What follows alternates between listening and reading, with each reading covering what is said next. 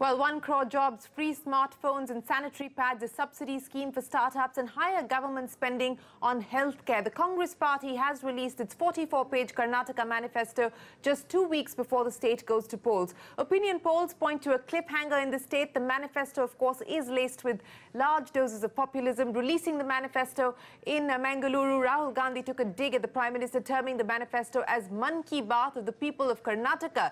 This is a high-stakes battle, especially for the Congress party, which is now in power in only 3 states in the country. Here's a quick snapshot of the sights and sounds from battleground Karnataka, where election campaign has hit fever pitch. This is the voice of the people of Karnataka.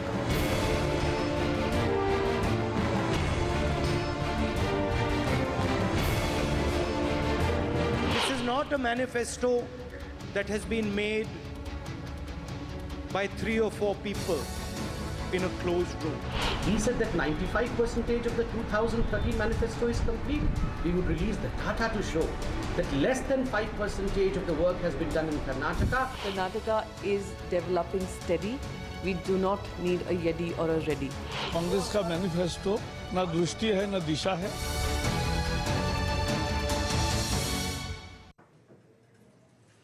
Well, Rukmini Rao joins us now live from Mangaluru, where the manifesto has been released. Rukmini, take us through the 5 key promises that have been made by the Congress party in its manifesto, which it calls the People's Manifesto.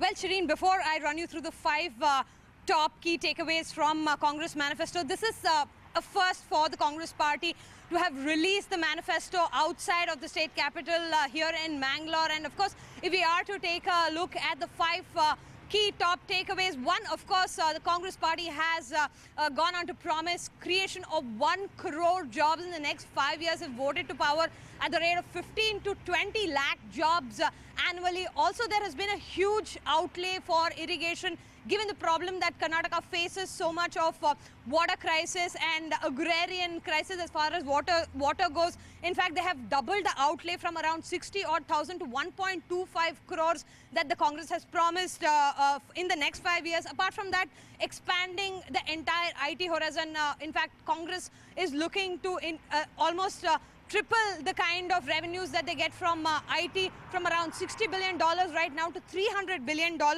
Also, they're looking to completely digitize government services, adopt AI, machine learning, and also big data analysis for proper governance. And finally, SOPs in terms of giving away smartphones to students between the age group of 18 to 23, which, of course, it should be a hit with the young voters here in Karnataka. Well, it certainly should be a hit.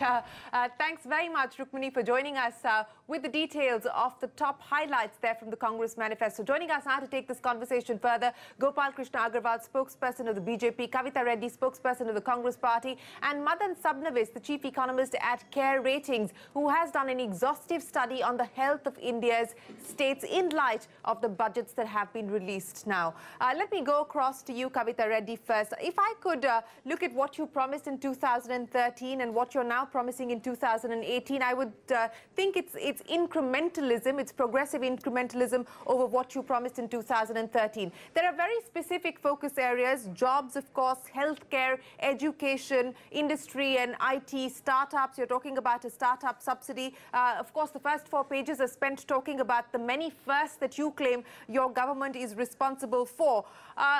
Let me just address the jobs issue first, because that is the big criticism of the Congress party against the government.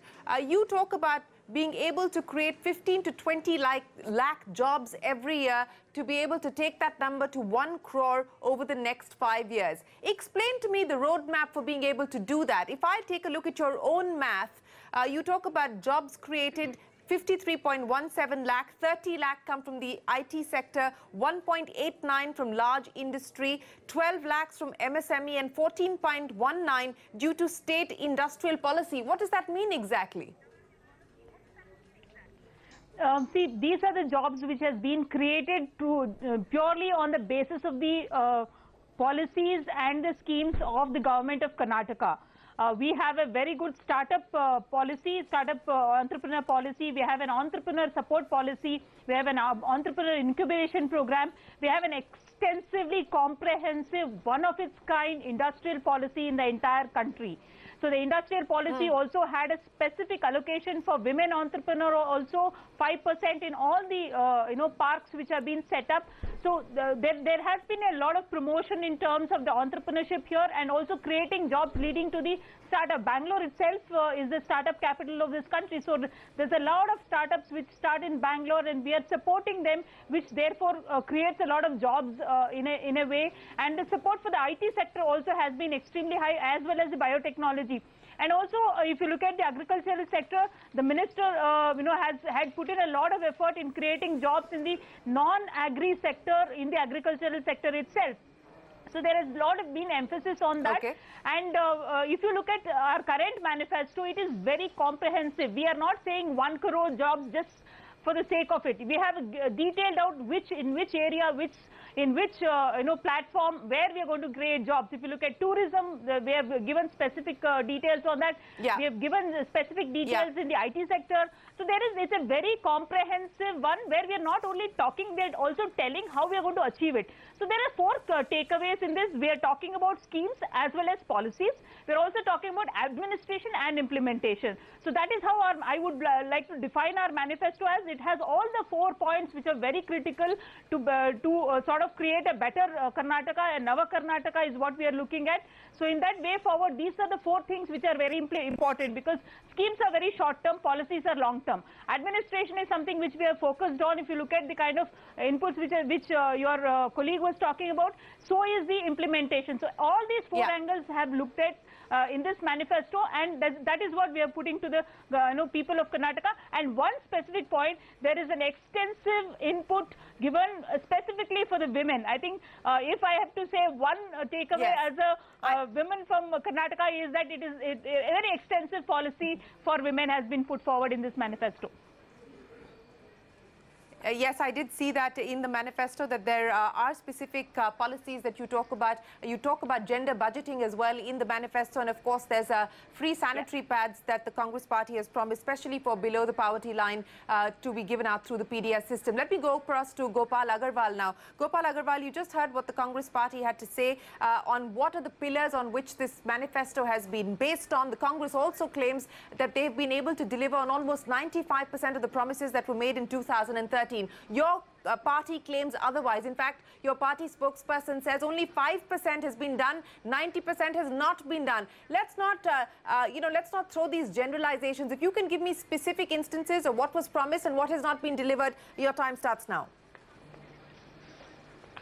I tell you one thing is that people wanted the report card, not the false promises or the imagination of Congress that people wanted in Karnataka. They had a free rule of 5 years in that state, and I tell you some of the figures. Karnataka has come to the first rank in corruption.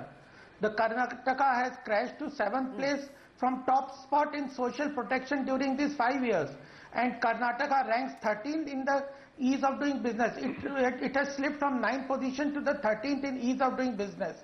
There is the large scale, the farmers have, there is a big place where the farmers have committing suicide. The level of infrastructure in Bangalore is just horrendous. The way you cannot even move. The infrastructure, irrigation, water, agriculture, and if they had the development agenda in their mind, why they had to come to such stoop so low, divide the state on the basis of caste, divide the state on the basis of north-south divide. What is Siddaramaiah is doing? He is day and night tweeting where he can create divide on the basis of caste, Lingayat, Vokaligga, then north-south. He is talking about even north-south divide. At this time, I was talking specifically about the manifesto, sir. Yeah, no, I am telling you. I was talking specifically about the promises that are being made in the manifesto. What is being said on the campaign trail? No, but is it? Yeah, but on the issue. But Mr. Agarwal, I'm sorry I'm interrupting you, sir. No, just 1 second. Just 1 second. Fine, I'll get Kavita ready to respond to the charges that you're making. But if I may just pick up on the first point that you made, you said that it tops the country in terms of corruption. How do you then defend the fact that you've got the Reddy brothers on 8 seats being fielded by the BJP in the state of Karnataka? How do you promise a corruption-free government but then? When the No, but once the court have exhorted, the people have been released out of that, then how can you say that? Unless there is in the political arena, you just go for a blames, and unless you have that proof, when the court have absolved those people, then how can you put that blame on them? Unless there is some strong evidence and the court put up that thing. There is... Mr. Janardhan Reddy has not been absolved, sir, in any form or fashion. The issues which are with regard to who will lead the state government, the issues with regard to what is the level of corruption in the Karnataka, that are very clear. The Siddaramaiah government, there are so many allegations on them.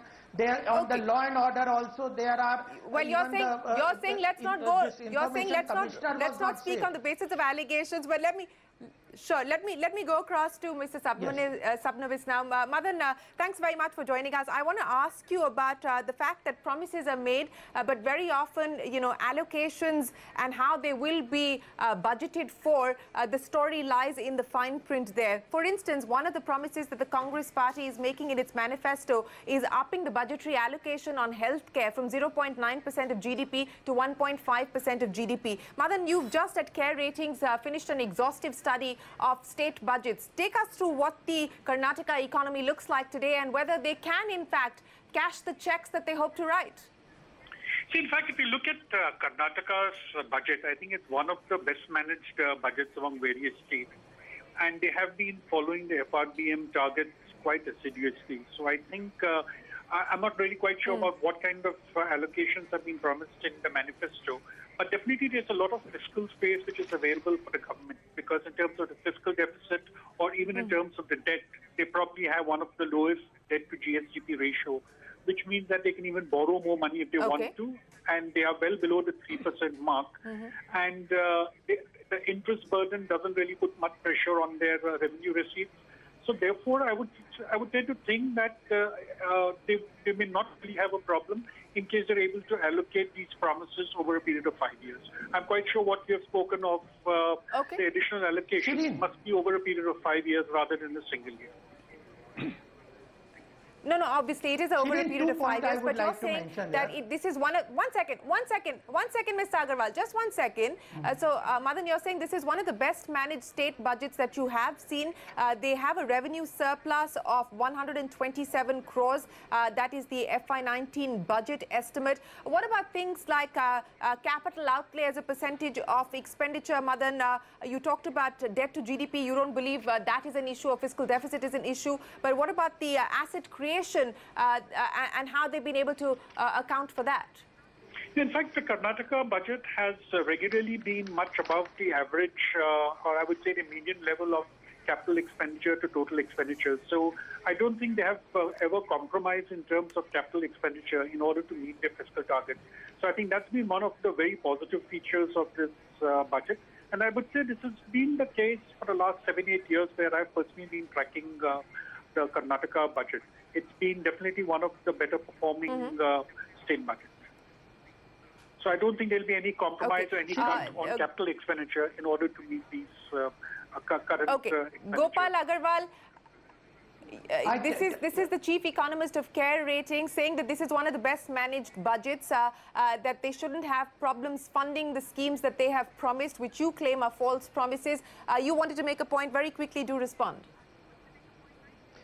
Yes, but I just tell you two figures. Between 2014 and 18, the allocation to the education sector merely increased from 22,667 crore to 22,350. That is only a meager increase of 1.8%. On the health and family sector, there is a decrease of during this period of 303 crore. Then you manage your budget like this. if you manage your budget just expenditure and income with low allocation of health, agriculture, and then you are talking that we will increase the allocation by 1,25,000 crore. Where you will get this money from? All right. There are nobody, only 26% people have agreed to give an application to take low cost housing, which the government has announced. Karnataka government 1 lakh houses, only 26% have applied for that. That shows the quality of expenditure, the level of construction, the level of infrastructure in you see the how infrastructure is there in Bangalore. What how much they have spent on that. Mr. Agarwal, let me get Kavita Reddy to respond to the many points that you're making. Kavita Reddy, respond there to the charges being made by Gopal Agarwal that you claim that you're going to spend this 1,25,000 crore and so on and so forth, but you've actually curtailed your budget. Go ahead, Kavita. No, not at all. See, Shereen, I think Mr. Gopal is making a political statement and not necessarily looking at numbers. Yours is a business channel and we should talk in terms of numbers. I'm giving you figures. Mr. Gopal, let me respond. I did not intervene when you were talking. No, let's have that decency of the debate, please. Yes, go ahead, Kavita. So, the point of the fact of the matter is there has been. We will only talk numbers. When we look at the figures, the economist who is in the panel very clearly indicated that what Karnataka budget is all about. And this is the culture we have carried forward all through in Karnataka, and the allocations of the budgets have been specifically based on where the requirement has been. And if you look at all these has been growth oriented. And Mr. Agarwal was talking about the promises. Even 5% of promises is not bad. I, on this channel, openly challenge Mr. Agarwal to get our manifesto, even if, and tell me whether 5% is met or 99% is met. So let's not make this kind of, baseless comments. It has to be based on facts. If the manifesto of the last elections is not met, let's question that. Why it is not met? We know the fact that it's 100%, 99.9% we have satisfied all the manifesto promises we have made. So even this time also, the promises which we have made are based on the facts and figures and the budgetary allocations which we did in the last 5 years. So we know when we are giving this kind of a numbers, we are not making statements. We are giving where is the roadmap.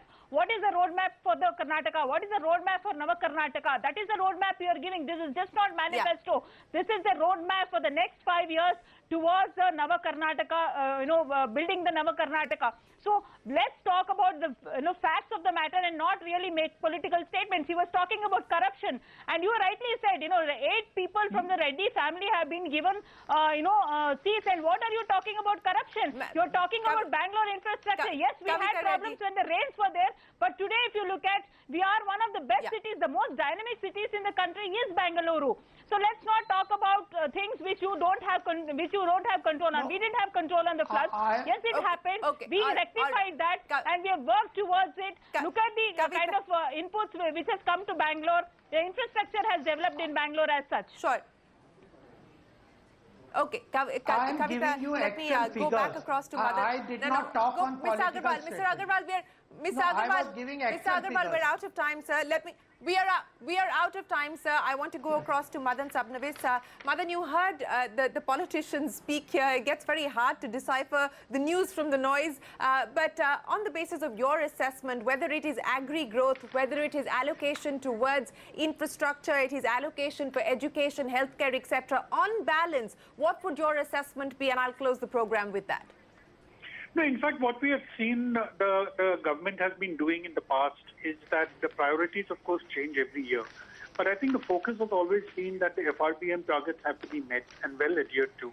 And that's what they have done. So I think when the allocations probably for a particular sector turn out to be lower when we have the final numbers, it's more a case of ensuring that we follow the 3% path of fiscal deficit. And I think that's the whole spirit of fiscal management at the state level, given the fact that they have fewer resources under their control compared to the central government, and they have to work according to FRBM norms. Yes, they will have to, as will every other state government. Yes, Mr. Agarwal. I'll give you the final say, and please do tell us when we can expect your roadmap. the thing is that the fund allocated from the center on various schemes, that has also not utilized by the state government to the full tune. Even on the smart city project, only utilization is 9.3%. And the fund released on SC/ST, only 42% have been utilized by the state government. All department grant from the center, only 50% has been utilized. So if you say this is a good budget and this is a good financing that the state government has said, only adhering to FRBM is not relevant. You have to work for the social benefit of the people. We definitely have come out with a roadmap, and our budget manifesto will also come out, but ultimately it is the failure of the state government that we are focusing on the development agenda and shifting the debate to the divisive agenda that is beneficial for their own election. Sure. Well, Mr. Agarwal, Kavita Reddy, we can continue to have this discussion here in the studio, but eventually it will be the voter in Karnataka that will decide whether the Siddaramaiah government has delivered on the promises that it's made, or those have been false promises that remain unmet as you claim. It is finally up to the voters. But for today, Gopal Agarwal, Kavita Reddy and Madan Sabnavis, appreciate you joining us here on the Election Exchange. With that, it is time for us to take a break, but don't go anywhere. There's a lot more coming up. Thanks for watching The Battle for Karnataka.